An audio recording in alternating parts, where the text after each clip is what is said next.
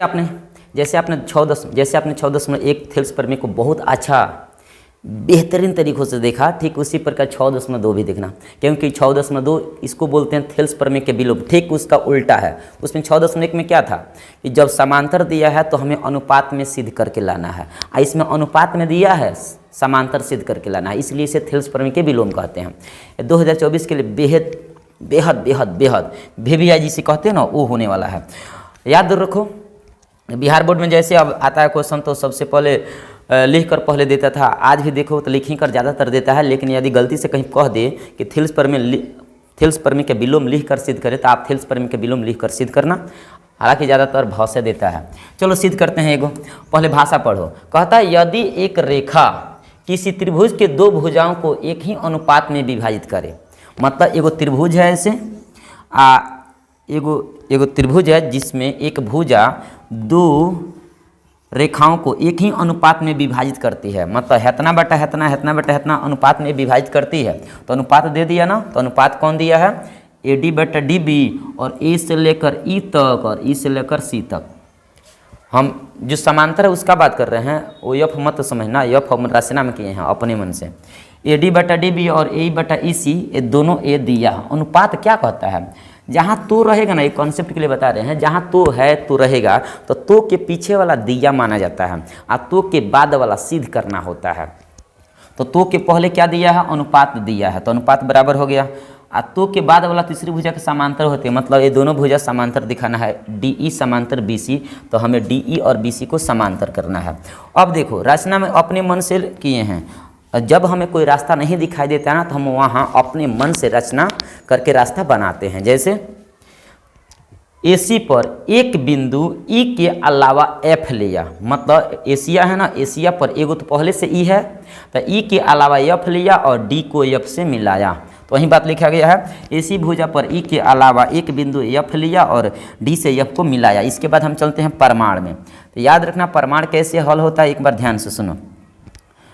तो इधर वाला हम क्या करते हैं, थोड़ा सा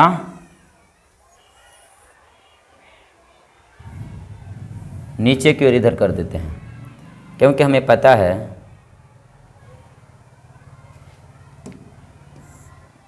अब देखो थोड़ा ये और अंदर चल जाने दो। अब इसी आकृति से हम पहचान लेंगे, ठीक है। अब यहाँ देखो, सबसे पहले हम क्या करते हैं, वो प्रमाण करते हैं, प्रमाण में हल करते हैं। प्रमाण में हल करेंगे तो याद रखो, मान लेते हैं कि ये जो DE और BC भुजा समांतर नहीं है, मान लेते हैं DF समांतर है BC का, मतलब कुछ पल के लिए अपने मन से देखो, जब कहीं कुछ रास्ता नहीं दिखाई देता ना, तो वहाँ ये भी रूल होता है कि हम वहाँ उसका उल्टा अपोजिट मान लेते हैं। जैसे याद करो, 1.1 क्वेश्चन पढ़ा होगा, 1.3 के पर्सनली 1.3 का √3 सिद्ध करे, तो वहाँ क्या मानते हैं? माना कि √3 एगो परमेय संख्या, उल्टा मानते हैं ना। हालांकि सबको हमें पता है √3 एगो अपरमेय है, लेकिन अपरमेय सिद्ध करना है तो हम शुरू में उल्टा मान लेते हैं, लास्ट में विरोधाभास हो जाता है, इसलिए हम कह देते हैं अतः यहाँ पर अपरमेय संख्या है। ठीक उसी प्रकार मान लेते हैं DF समांतर है BC का और DE BC के समांतर नहीं है, मान लेते हैं, तो हम लिखेंगे माना कि DF समांतर है BC का, DF समांतर BC है, मान लो। क्या जाता है मानने में, तो DF समांतर है BC। अब बताओ, जब कोनो भी त्रिभुज में दो गो भुजा समांतर होता है तो वहाँ थेल्स पर में दौड़ कर आता है। जैसे 6.1 पढ़ा था इसके पिछले वाले वीडियो में, तो बताया गया था यदि किसी त्रिभुज में ये दोनों भुजा समांतर होगा तो इतना बटा इतना और इतना बटा इतना बराबर होगा, अनुपात बराबर होता है ना। तो यहाँ दोनों भुजा समांतर दिया है ना, तो समांतर दिया तो इसका मतलब रेशियो क्या होगा, इसका अनुपात क्या होगा, बराबर होगा। तो AD बटा DB, तो यहाँ लिखेंगे इसलिए थेल्स पर में से, इसलिए थेल्स पर में से। अब थेल्स पर में से क्या होता है, तो थेल्स पर में से अनुपात लाता है, तो अनुपात हमारा हो जाएगा इधर AD बटा DB, इधर होगा AF, क्योंकि अब इसे ना हम DF को ना समांतर माने हैं, तो DF, तो F पर हमारा लोकेशन होगा, F पर कटान होगा, तो AF बटा FC होगा। क्या होगा, AF बटा FC, समीकरण 1 हो जाएगा। फिर सुनो, अगर DE समांतर होता तो AE बटा EC होता, अगर DF समांतर होगा तो AF बटा FC होगा। दोनों बात ये याद रखना। तो हम DF को समांतर किए हैं, इसलिए AF बटा FC होगा, समीकरण 1। तथा दिया है दिया में क्या दिया था, याद है कुछ? दिया में लिखा था AD बटा DB और AE बटा EC। याद करो, अभी अभी दिया में लिखा है AD बटा DB बराबर AE बटा EC। ये दिया में लिखा है ना समीकरण 2। देखो ये हम हल करके लाए हैं समीकरण 1, लेकिन ये ना हमें दिया से पता चला है। दिया में ये इतना बराबर इतना था, दिया में जब यहाँ से हल स्टार्ट किया था वहाँ इतना बराबर इतना लिखा था ना। इसका मतलब ये है, ये होगा समीकरण 2। तो समीकरण 1 और 2 का जैसे तुलना करोगे ना तो बात समझ में आएगा कि बायां बायां देखोगे दोनों बराबर है, तो बायां बायां बराबर है तो दायां दायां भी बराबर होगा। इसका मतलब है कि लिखेंगे समीकरण 1 तथा 2 से। समीकरण 1 तथा 2 से क्या लिखोगे, जब बायां बायां बराबर है तो दायां दायां भी बराबर होगा। तो ये हो जाएगा AF बटा FC बराबर AE बटा EC। यहाँ तक कोई दिक्कत? नो दिक्कत। अब इसे क्या करेंगे, हम हल करेंगे। क्या करेंगे? हल करेंगे। तो थोड़ा और इसे हम हल करने का प्रयास करें। अंदर जाता हूँ, वहाँ तक लिख लेना, ठीक ना।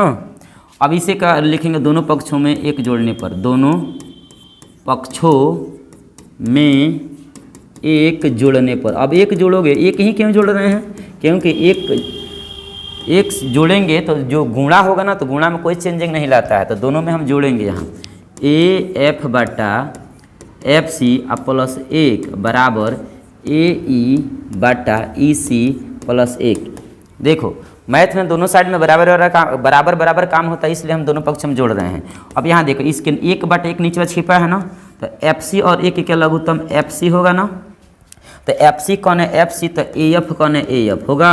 अब प्लस 1 नीचवा छिपा है, तो 1 के पहाड़ा FC बार ना पड़ेगा तब ना FC आएगा। तो FC में 1 में गुणा करेंगे तो FC होगा बराबर। इसमें आ जाओ, इसके भी नीचे 1 के नीचे 1 छिपा है, तो हम EC में 1 के लघुत्तम निकालेंगे तो क्या होगा, EC कौन है, EC, तो AE कौन है, AE, ठीक है।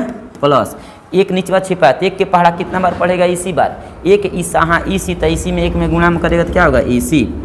अब यहाँ थोड़ा आगे बढ़ो, अब यहाँ क्या देख रहे हो, AF प्लस FC, यहाँ से AF प्लस FC, दोनों भुजा, दोनों टुकड़ा न है, एगो AF टुकड़ा है और एगो FC टुकड़ा है, तो दोनों जोड़ेंगे तो हम क्या पाएंगे, AC पाएंगे। बाटा नीचे FC रहेगा। इधर देखो AE प्लस EC। अब यहाँ देखो AE हेजल है, AE हो गल, एगो EC, फिर से ये दोनों टुकड़ा जोड़ेगा तो एगो मिलेगा AC मिलेगा, बड़ा का टुकड़ा होगा, बाटा EC। अब देखो ऊपर ऊपर कट जाता है जब बीच में बराबर होता है, दोनों खत्म, तो दोनों खत्म, तो यहाँ 1 है और यहाँ भी 1 है, तो इसी में 1 में गुणा करेंगे तो EC बराबर FC में 1 में गुणा करेंगे तो FC। अब बताओ EC और FC क्या दोनों बराबर हो सकता है क्या? ध्यान से अब फिगर में देखो, EC यहाँ से EC यहाँ से लेकर यहाँ तक EC है ना, FC यहाँ से लेकर यहाँ तक FC है ना, क्या ये दोनों भुजा बराबर है? आकृति में क्या दोनों भुजा बराबर मान सकते हैं? नहीं ना। एक कब संभव होगा, जब E और F एक बिंदु पर होगा तब बराबर हो सकता है। इसका मतलब है कि हमारा ऊपर मानना क्या हुआ, गलत, अतः DE समांतर BC। तो यहाँ एक बात लिख लो, नीचे लिख देना, चूंकि यह तभी संभव होगा